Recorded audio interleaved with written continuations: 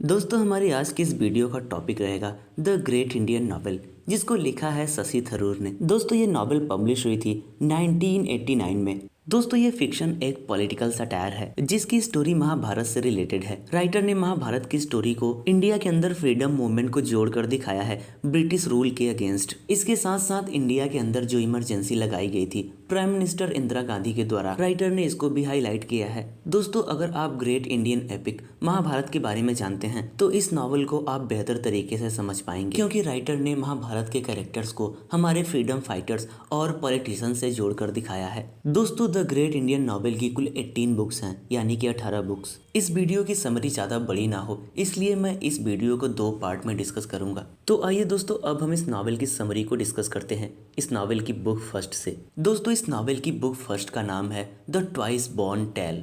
दोस्तों book first की शुरुआत होती है वेद व्यास के जन्म से। वेद व्यास जो कि महाभारत का एक कैरेक्टर है और हमारा नरेटर भी है। दोस्तों महाभारत के ये वेद व्यास हमारे फ्रीडम मूवमेंट के सी राजगोपालचारी हैं, जो कि गांधी जी के बहुत बड़े सहयोगी थे। महाभारत के एक सम्राट थे शांतनु। उनके बेटे का नाम था गंगादत्त, जिन्हें हम पितामह भीष्म के नाम से जानते हैं। सम्राट शांतनु की पत्नी का नाम था गंगा, लेकिन कुछ समय बाद गंगा शांतनु को छोड़कर चली जाती हैं। इसके बाद शांतनु एक सत्यवती नाम की महिला से प्रेम संबंध में जुड़ जाते हैं। शांतनु उस महिला से शादी करना चाहते थे, लेकिन वो कहती है कि आपसे शादी करने के बाद जो हमारा पुत्र पैदा होगा वो हस्तिनापुर का राजा नहीं बन पाएगा, क्योंकि आपका बेटा गंगादत्त ही उसका उत्तराधिकारी है। सत्यवती एक मछुआरे की बेटी थी। जब गंगादत्त यानी कि पितामह भीष्म को ये बात पता चलती है कि उनके पिता उनकी वजह से शादी नहीं कर पा रहे हैं, तो वो जिंदगी भर अविवाहित रहने का प्रण लेते हैं और इस बात की भी प्रतिज्ञा करते हैं कि वो कभी भी हस्तिनापुर के सिंहासन पर नहीं बैठेंगे।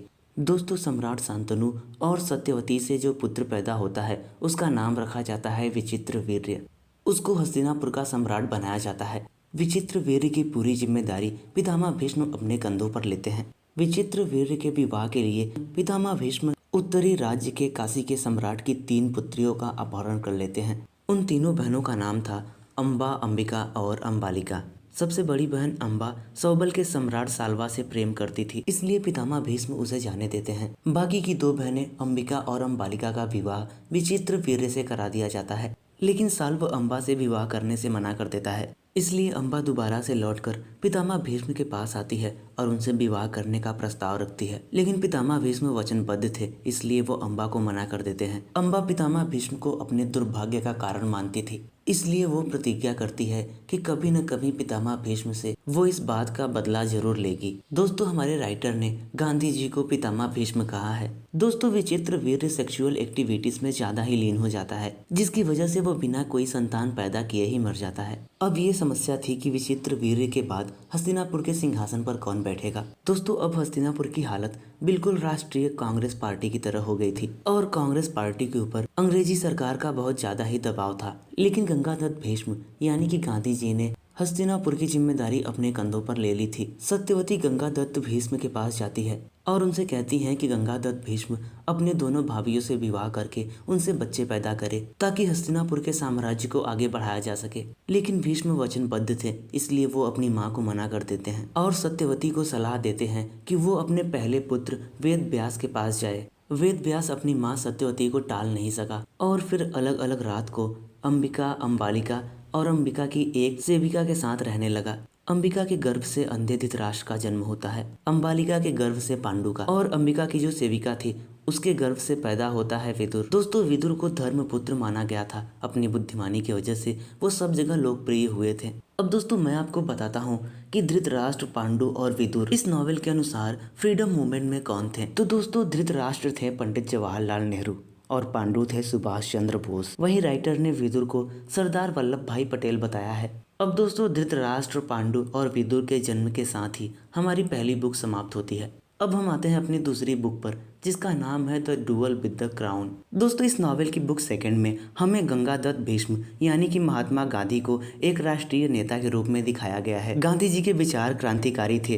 वो लोगों के बीच में समानता, न्याय और उनके अधिकारों के बारे में बात करते थे। वो सेल्फ रूल यानी कि स्वराज के प्रचारक थे। इस तरह से गांधी जी ब्रिटिशर्स के लिए सिरदर्द बन गए थे। वेद व्यास के तीनों पुत्रों का गंगादत्त ने बहुत अच्छे से ख्याल रखा था और उनकी शिक्षा पर भी विशेष ध्यान दिया था। दोस्तों इस नॉवेल को समझने के लिए आप अपने सेंस ऑफ ह्यूमर का इस्तेमाल करिएगा। यानी कि अगर मैं गंगा दत्त के बारे में बात कर रहा हूँ तो आपको समझना पड़ेगा कि मैं महात्मा गांधी के बारे में बोल रहा हूँ। उसी के हिसाब से आपको सभी कैरेक्टर्स को समझना पड़ेगा। जैसे कि धृतराष्ट्र के बारे में बात करने का मतलब हुआ पंडित जवाहरलाल नेहरू के बारे में बात करना। इसी तरह से आपको समझना पड़ेगा, इसीलिए मैंने दोनों कैरेक्टर्स के नाम लिख दिए हैं। दोस्तों धृतराष्ट्र की शिक्षा भारत में ही हुई थी, लेकिन वो और अधिक बुद्धिमान हो जाए इसलिए उसे इंग्लैंड भेज दिया जाता है, जिसके बाद धृतराष्ट्र एक महान भाषणकर्ता बनता है। पांडु जो कि शारीरिक रूप से शक्तिशाली और साहसी गुण का था, लेकिन वो सही निर्णय लेने में असमर्थ था। उसे एक बार भारत के ही किसी फेमस कॉलेज से निकाल दिया गया था, क्योंकि उसने अपने कॉलेज के प्रोफेसर किपलिंग को पत्थर से चोट मार दी थी।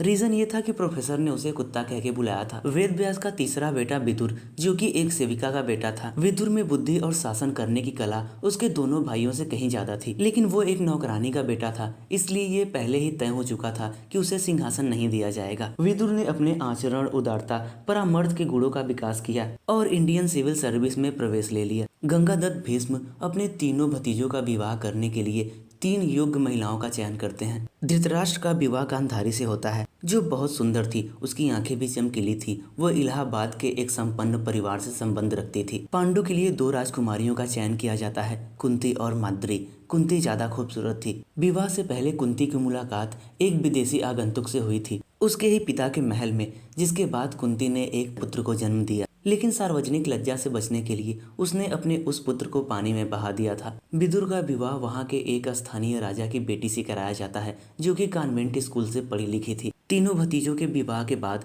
गंगादत्त भीष्म साबरमती आश्रम रहने के लिए चले जाते हैं। वहां जाने के बाद वो खुद को सत्य और स्वतंत्रता में झोंक देते हैं। भारतीय स्वतंत्रता आंदोलन को सबसे पहले गंगादत्त यानी कि गांधी जी ने ही शुरू किया था अंग्रेजों के खिलाफ, क्योंकि वो उस समय पर कौरव दल यानी कि कांग्रेस पार्टी के सबसे सर्वोच्च व्यक्ति माने जाते थे।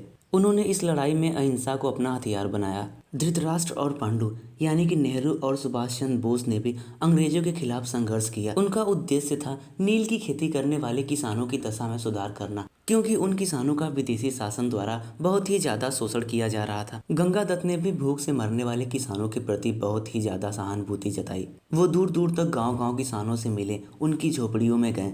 नेहरू और सुभाष चंद्र बोस के अलावा गांधी जी ने भी नील खेती का विरोध किया था। गांधी जी से प्रेरित होकर भारत के समस्त महिला और पुरुषों ने आजादी की लड़ाई में उनका साथ दिया। अपने अहिंसात्मक रवैये की वजह से गांधी जी राष्ट्रीय आंदोलन के सच्चे नेता बन गए। अब दोस्तों आइए हम इस नॉवेल की बुक 3 को देखते हैं, जिसका नाम है द रेंस केम। दोस्तों इस बुक में हमें दुर्योधनी के जन्म के बारे में बताया गया है। हमारे राइटर ने इंदिरा गांधी को दुर्योधनी बताया है, जो पंडित जवाहरलाल नेहरू की बेटी थी। दोस्तों यहाँ पर आपको थोड़ा सा समझने की जरूरत है कि धृतराष्ट्र को तो दुर्योधन पैदा हुआ था यानी कि बेटा, लेकिन पंडित जवाहरलाल नेहरू की बेटी पैदा हुई थी इंदिरा गांधी। इसलिए राइटर ने इंदिरा गांधी को दुर्योधन की जगह दुर्योधनी कहा है। दुर्योधनी के जन्म के बाद धृतराष्ट्र यानी कि नेहरू बहुत निराश हुए थे, लेकिन दुर्योधनी के बारे में ये भविष्यवाणी की गई कि ये 1000 पुत्रों के समान रहेगी और भविष्य में संपूर्ण भारत पर शासन करेगी।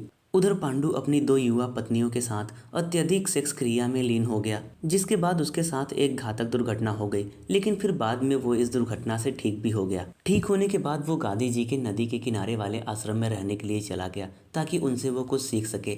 वहां जाने के बाद उसके अंदर दर्शन शास्त्र, धार्मिक और राजनीतिक विचार उत्पन्न हो गए, लेकिन उसकी प्रबल इच्छा थी कि उसकी दोनों पत्नियों से उसे पुत्र प्राप्त हो। अब दोस्तों हम अपनी अगली बुक को डिस्कस करते हैं, जो है बुक 4।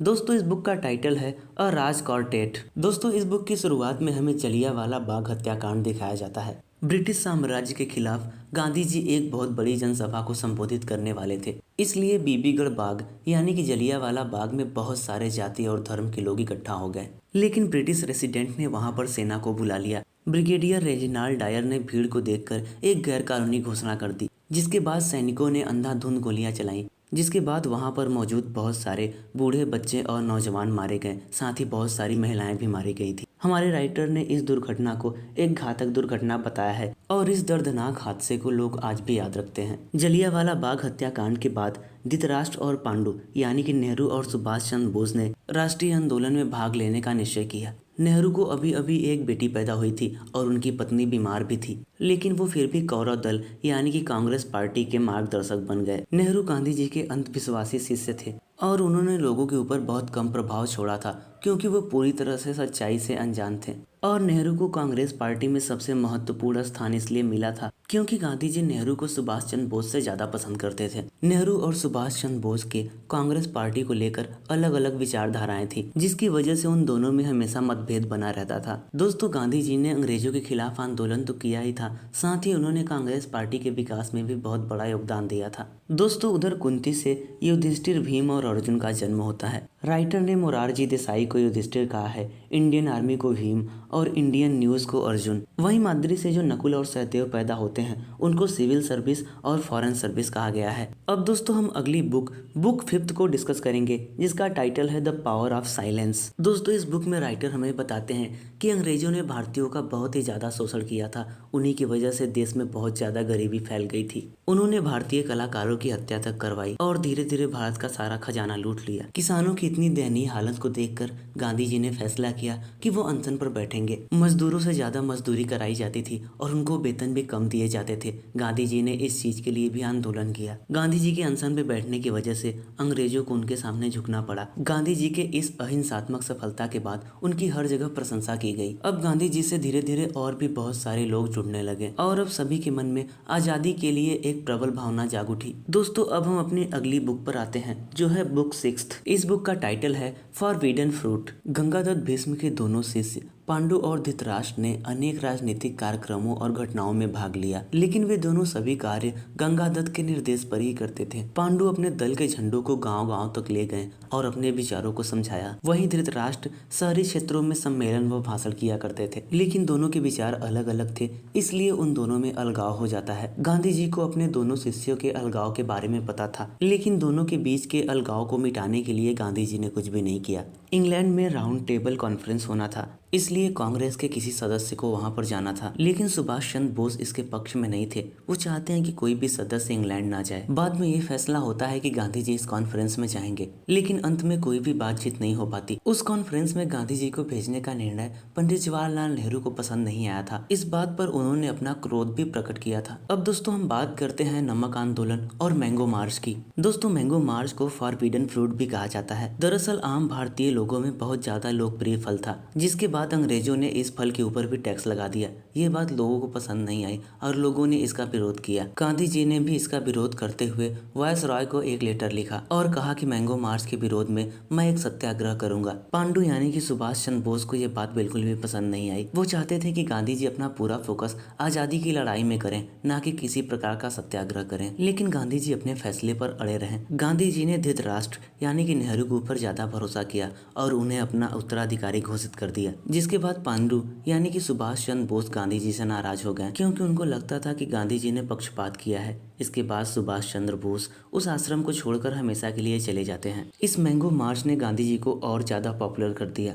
मैंगो मार्च के लिए उन्होंने एक यात्रा भी निकाली थी 288 मील की। वो अपने आश्रम से एक जमींदार के आम के बगीचे तक गए थे। उस बगीचे में पहुंचने के बाद उन्होंने एक आम को तोड़ा और उसे आजादी का प्रतीक बताया। बाद में पुलिस ने उन्हें गिरफ्तार भी कर लिया था। दोस्तों, इसके बाद चौरी चौरा हत्याकांड भी हो जाता है, जिसमें कई पुलिस वालों की हत्या कर दी जाती है। इस अहिंसा को देखते हुए गांधी जी ने अपना ये आंदोलन स्थगित कर दिया था। उन्हें डर था कि अगर ये आंदोलन चलता रहता तो ये और भी ज्यादा विफल हो जाता, लेकिन इस आंदोलन के स्थगित हो जाने के बाद पांडु जैसे और भी लोगों ने इसका विरोध किया। उन्होंने गांधी जी के प्रति अपना क्रोध प्रकट किया। अब दोस्तों, हम बुक 7 पर आते हैं, जिसका नाम है द सन आल्सो राइजेस। दोस्तों, आजादी की लड़ाई गंगादत्त भीष्म के नेतृत्व में और भी ज्यादा गतिशील होती जा रही थी। उधर मोहम्मद अली जिन्ना मुसलमानों के दल यानी कि मुस्लिम लीग के उद्देश्य का मार्गदर्शन कर रहा था। मोहम्मद अली जिन्ना ब्रिटिश शासन के भड़कावे में आ गया, जिसके बाद ब्रिटिश शासन ने बहुत ही चालाकी से भारत का विभाजन करवा दिया। हमारे राइटर का कहना है कि धार्मिक मतभेद हमेशा से होते आए हैं, लेकिन ब्रिटिश साम्राज्य ने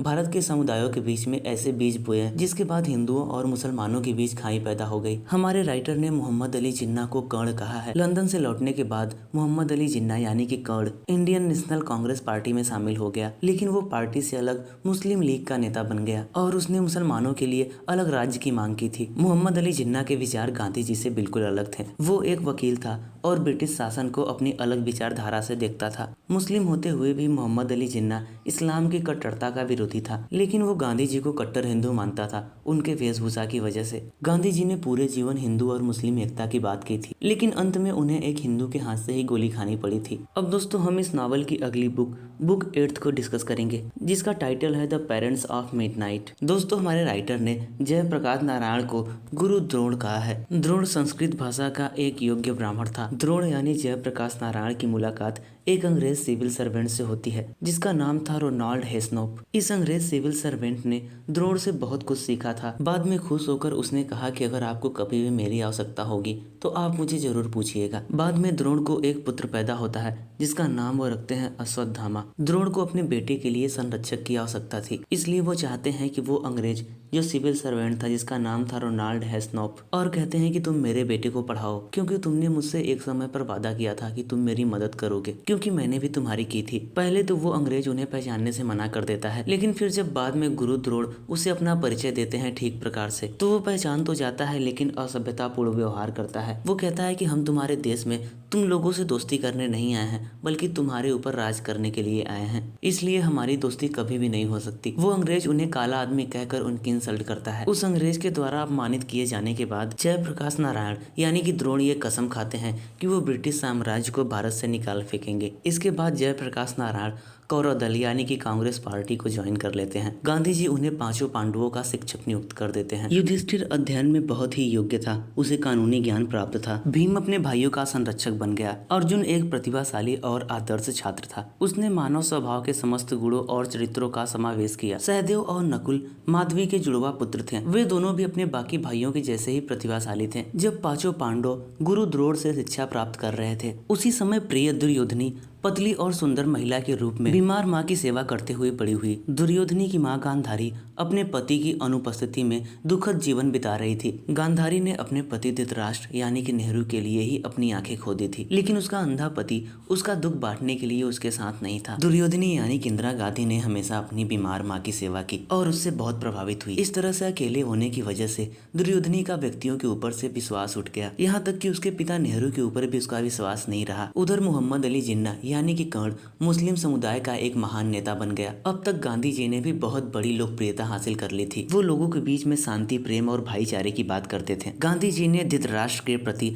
अपना पक्षपात दिखाया और उन्होंने अचानक सविनय अवज्ञा आंदोलन और मैंगो मार्च जैसे आंदोलनों को स्थगित कर दिया, जिसके बाद सुभाष चंद्र बोस ने उनके खिलाफ विद्रोह कर दिया था। गांधी जी के सामने देश का प्रधानमंत्री चुनने की सबसे बड़ी चुनौती आ खड़ी हुई थी। दोस्तों अब हम अपनी अगली बुक नंबर 9 को देखते हैं, जिसका टाइटल है Subhash Bose as the far power villain. दोस्तों पांडु यानी कि सुभाष चंद्र बोस कौरव दल यानी कि कांग्रेस से अलग हो जाते हैं। दोनों के समर्थकों में संघर्ष देखने को मिलता है, लेकिन कौरव पार्टी मजबूत स्थिति में थी क्योंकि गांधी जी उसके समर्थक थे, लेकिन सुभाष चंद्र बोस की भी दावेदारी काफी मजबूत थी। एक बार तो पांडु ने गांधी जी के ही किसी सदस्य को पराजित करके उस दल की अध्यक्षता पाली थी, लेकिन गांधी जी ने सुभाष चंद्र बोस के ऊपर बहुत ही ज्यादा नैतिक दबाव डाला, जिसके बाद सुभाष चंद्र बोस को अपने पद से त्याग पत्र देना पड़ गया। ये सब होने पर सुभाष चंद्र बोस को घोर निराशा हुई। हमारे राइटर ने गांधी जी की आलोचना की है सुभाष चंद्र बोस को कांग्रेस पार्टी से निकालने के लिए, क्योंकि गांधी जी ने सुभाष चंद्र बोस के जैसे कई नेताओं को रोक दिया था। दूसरे विश्व युद्ध में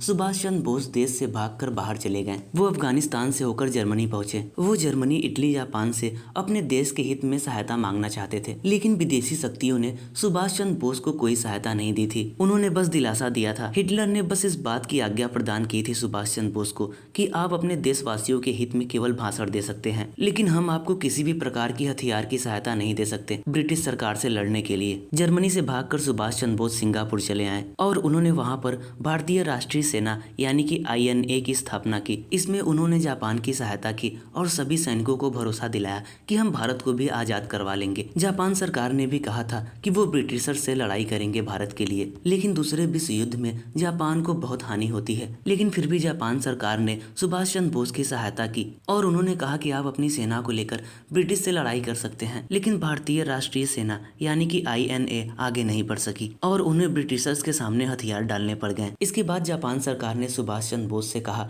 कि आप सिंगापुर से भाग जाइए। सुभाष चंद्र बोस वहां से एक प्लेन में अपनी जान बचाकर भागे थे, लेकिन उनका ये विमान हवा में ही दुर्घटनाग्रस्त हो गया, जिसके बाद पराजित और निराश भारतीय वीर जवान सुभाष चंद्र बोस की मृत्यु हो गई। उनकी मृत्यु की खबर सुनकर पूरे देशवासियों को अपार दुख हुआ। दोस्तों, मैंने आपको बताया था कि द ग्रेट इंडियन नॉवेल की कुल 18 बुक्स हैं। मैंने इस वीडियो में 9 बुक्स की समरी को डिस्कस किया है, बाकी के 9 बुक्स की समरी को मैं सेकेंड वीडियो में डिस्कस करूंगा।